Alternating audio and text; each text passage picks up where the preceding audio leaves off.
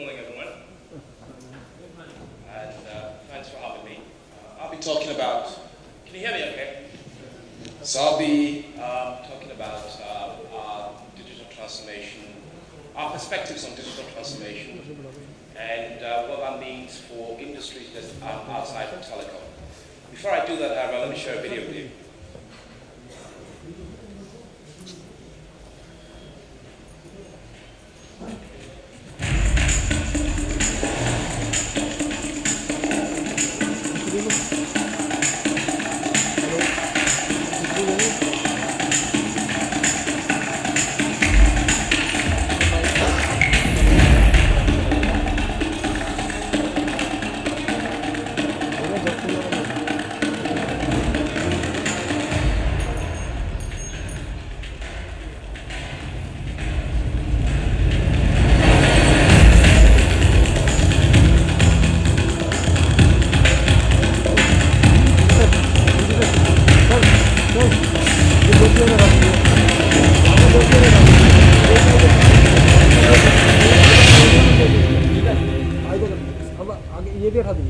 So that's the world in which we live.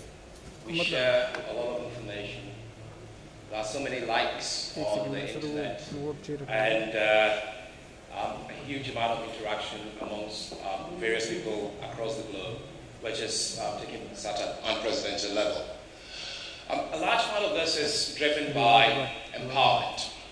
A lot of consumers have become a lot more empowered than they ever were.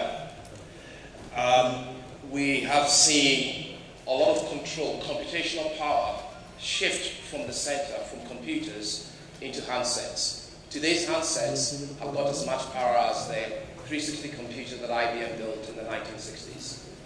We have consumers who have access to a large wealth of information across the world, whether it's Facebook or as Google. We always turn to those applications to get the world at our fingertips. We're able to interact with almost anything that we want to do in the world at our fingertips. There's a huge amount of empowerment that these technologies have given us as individuals. 50% of smartphone users today stream music on their mobile every week.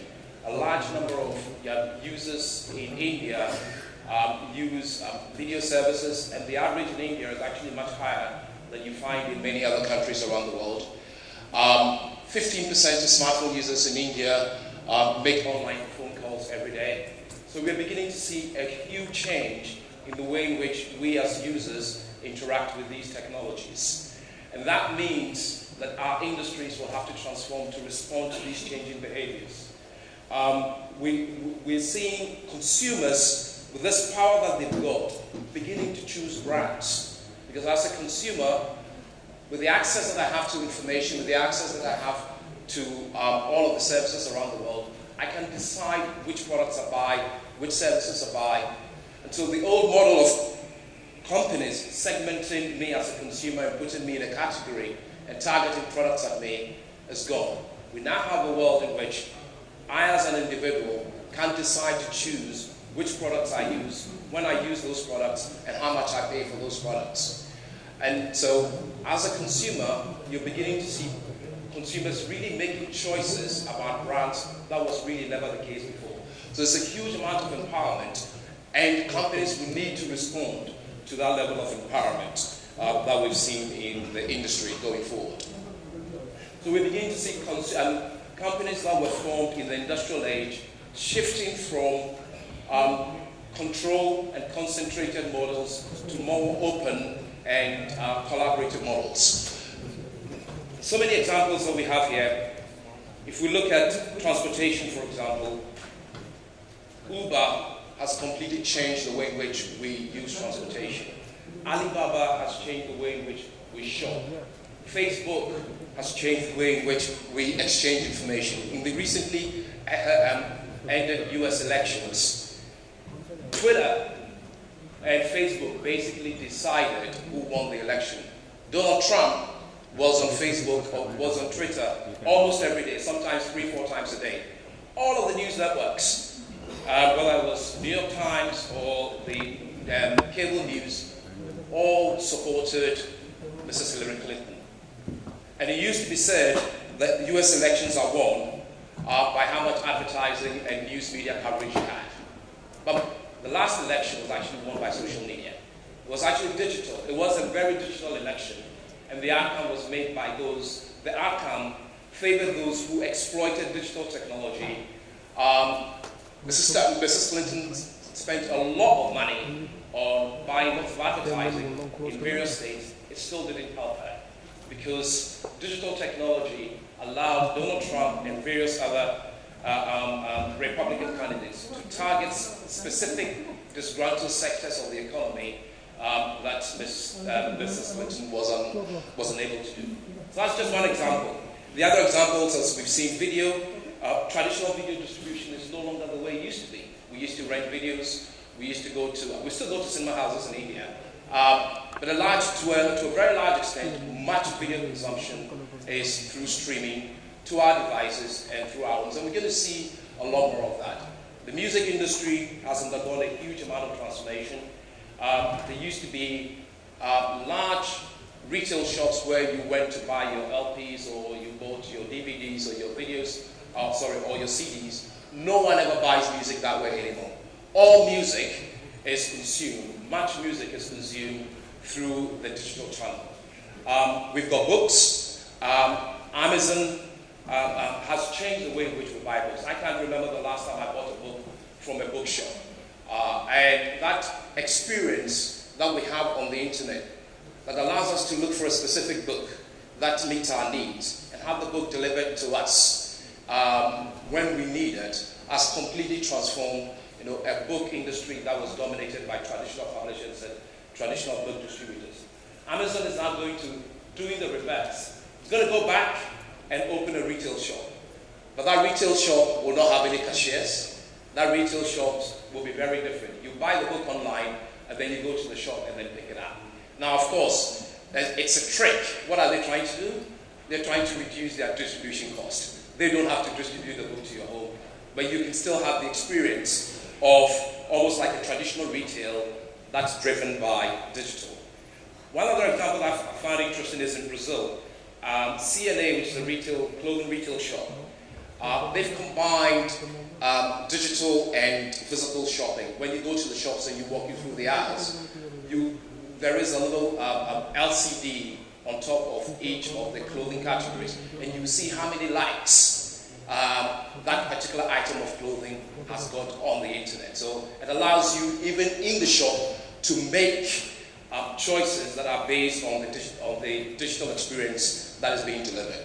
So a lot of these industries will have to respond to how digital is changing our behavior and empowering us as consumers to make choices that determine the failure or success of particular companies. So we're beginning to see a change and a move away from a traditional industrial society into what we in Ericsson call a network society that's driven by a simple logic that says anything that can benefit from a connection will be connected. And as soon as you connect that particular object, you do get the network effects, and the network effects then allow us to build new business models that were hitherto unthought of. Now, what's driving this? There are three main technologies that have driven this. Mobility, which Mr. Akil talked about, whether it's 2G, 3G, 4G. Over the last 20 years or so, mobility has changed our lives. I always say that anyone that wants and can afford a mobile phone has got one already. A large section of the world's population, by 2020, when we're about 8 billion, close to probably only 300 million will not be connected. So we are all mobile, and we can access mobile, whether it's just through a traditional voice connection or a data connection. Mobility has become the way in which we communicate, and it's collapsed time and space. The second one is broadband, because clearly voice communication is only limited in what it can do. But once you've got broadband, the spectrum of things that you can do are completely changed, and it's to a different level. And as Mr. Akil said earlier, broadband penetration in India is still not very huge. It's probably, he said it was about 25%. Data is about 25%, of which about half of that is broadband. So there's a long way to go to get to the levels of penetration that you need in India. As I said, you do need to double the size of the broadband network. But broadband is really fundamental because broadband is what delivers all of these new experiences that I talked about. Data is the real carrier that allows us to build lots of innovations that change and transform our lives. And finally, a third category that wasn't mentioned is cloud, which is a completely different way of consuming services. Cloud is going to be a very important part of how we deliver services and how we consume services. Most of the services that I mentioned earlier, whether it's Facebook, Google, Airbnb, Alibaba, all of these services are delivered from a cloud. Cloud services allow us, give us the economies of scale to be able to distribute services, but they also provide a much lower cost per unit for the service providers. Fundamentally, we believe that the combination of broadband, mobile, and cloud will transform not only our industry, but all industries going forward. For operators, what this means are a number of opportunities. These opportunities range from augmenting existing services with some level of connectivity, as you can see with the connected car in the top left-hand corner, or perhaps some of the things that we've seen in media.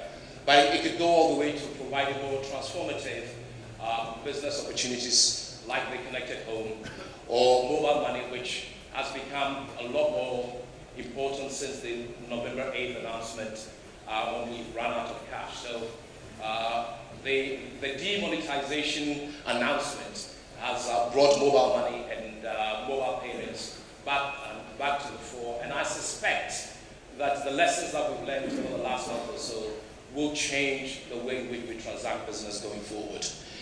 There are other opportunities, disruptive opportunities as well, as I mentioned, around cloud, where telcos or telecom operators can leverage the large data center and computing capability they have to deliver application services to enterprises and help enterprises become a lot more efficient than they have been. This includes things like having ERP systems or enabling them to connect objects and other devices which we currently are unable to do. So lots of opportunities, but these opportunities will even be more as from 2020 onwards, we see the onset of a new technology, a new network technology, which is called 5G. I'm sure many of you have read about 5G. The critical thing about 5G is it does advance us forward quite dramatically. The speeds that we see today will be increased anything from 10-fold to 1,000-fold. Battery life will increase anything to about 10-fold. The latency is going to be reduced quite significantly. And what that means is that allows us to move from doing what we call massive IOT applications into critical IoT applications. Latency allows us specifically, as an example, to do things like remote surgery. So you can actually do a remote surgery across countries because you will have the latency in the network that allows the doctor to be able to operate on you as if that doctor were with you. Allow us to do some more industrial applications, including things like mining. It will enable us to do advanced smart vehicles. And so the potential of 5G is not really in terms of the traditional applications that you've seen around voice and data networks. The potential of 5G is to scale up the whole Internet of Things and to move it to a completely different level. 5G really makes Internet of Things a reality. It gives it the scale that it needs, and it gives it the latency that allows us to really automate our existence far beyond what we've been able to do up until now. So there's a huge amount of opportunity there as we move forward. I'd just like to share with you some examples of what we in Ericsson have done over the years, just to ground us in some reality. In the last 5 minutes that I've got, we have over the last 10 years we've worked with a company called Maersk, the largest shipping line in the world. Maersk About 90% of all cargo travel by sea. 50% of their cost is in fuel. So voyage optimization is a critical component of their cost. And part of what we've done with Maersk is to help them digitalize the shipping vessel and to help them optimize the delivery and the shipment of goods from one port to the other. We've also worked with them around managing cargo so that when goods need to arrive in a particular state, particularly fresh goods like bananas and pineapples need to arrive in a particular state, sensors in the containers can be controlled and temperature levels can be controlled so that those goods arrive at the ports in the condition that they need to be in for sale to the local market. The other example, and I've chosen specifically a mix of examples from telecom and non-telecom industry just to show you what the possibilities are. We've been working with Volvo Group, and over the last few years we worked with Volvo Group to build what is called the Volvo Connected Car, and some of the services that are provided in there include the ability for the driver to find a service provider, because a large part of the money that manufacturers make from vehicles after they've sold them is really in service. So it's really important for the manufacturers to enable you as a driver to use the services that they provide us as frequently as possible. We also collect diagnostic information in terms of the performance of the vehicle and the various parts of the vehicle. And as vehicles become much more software driven, we should then be able to deliver firmware upgrades over the network without necessarily having to drive into a garage. And then on top of that, most of us spend a huge amount of time in our vehicles. It becomes a place where we have most of our entertainment. And so lots of opportunities there for us to enable third-party providers to provide application services, whether they're insurance services, music services, and video services into the vehicle. So the entire vehicle is no longer just about driving from one place to the other. It's really about an experience, and that experience could be the same as an experience that you have in your home. From a telco perspective, we've got a number of examples of things that we've been doing. This is with one of the largest operators in the world with 11 operating companies, and we are helping this company transform their entire BSS into a digital platform. What that means is that they will be interacting with majority of their customers through the internet, through the digital channel, whether it's a mobile application or whether it's the internet, because consumers will not have to interact with them through retail shops. They will interact with them and do everything from ordering a service, updating a service, paying their bills, and all the entire experience that they have with a mobile operator will be digital. And we are helping to roll out the system across 11 countries in Asia, Northern and Central Europe, and in Africa. The other one that we've been working on is with a Latin American operator called Intel. They have a stated aim of becoming a purely digital provider. They are in Peru and Chile. They've got over 3,000 retail shops, and their aim is to shut as many of those shops down as possible. They don't really, about 50% of their consumers are millennials. Millennials do not go to mobile shops. They do not go to retail shops. They live on the internet, and their own lifestyle existence means that the best way in which you interact with them is through the computational power that they've got in their hands. So what they're doing is to move away from the traditional model of engaging with customers into a digital way of engaging with customers. But they are not just doing it because it's nice. They're doing it because there are real business benefits on the back of it. They are not only digitalizing the front end or the channels, they are also digitalizing their back end, so that the entire fulfillment process, the entire time to fulfill, the time it takes to create new products will be reduced quite substantially. Today, it takes them about 3 months to introduce a new product. What they like to get to is to be able to do that within 3 days, so that they become hugely competitive. So when we talk about digital, What we mean is digitalizing all of your channels, digitalizing the content and services that you have, and also digitalizing the back end of your system, including everything in your business operations, as you'll hear about in a minute. So across all industries, we've got many examples of industry transformation based on digital technology that I'll show you. Just one couple of slides, if you don't mind.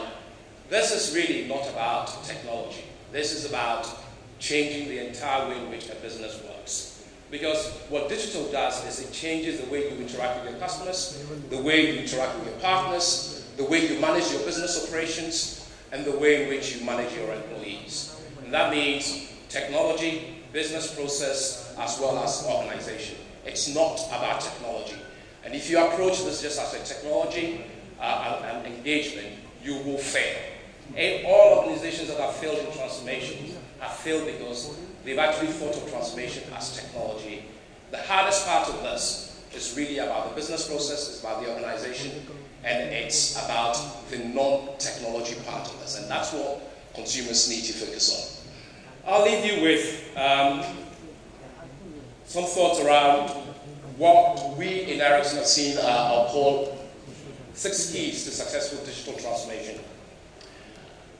One is digital means many things to different people, and you need to define for yourself what digital means for you. Find that unique place, and then make sure that you build your strategy around that unique place in the digital transformation journey. Make your customers fall in love with you. Customers like wonderful experiences. The reason a lot of the online companies are successful is because customers really love the interfaces that they give them. Customers really love being given a wonderful customer journey rather than just flat interfaces that don't really excite them. So do think about the customer journey. Do think about what customers actually are looking for and try and add a bit of spice and excitement to that journey, because everything in life is about a journey and it's about a story. And make that journey and story really exciting for your customers. Engage with the digital ecosystem. You cannot do this alone.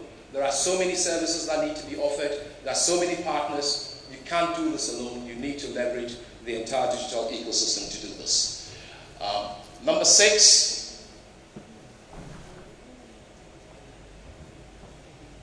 Sorry, what happened?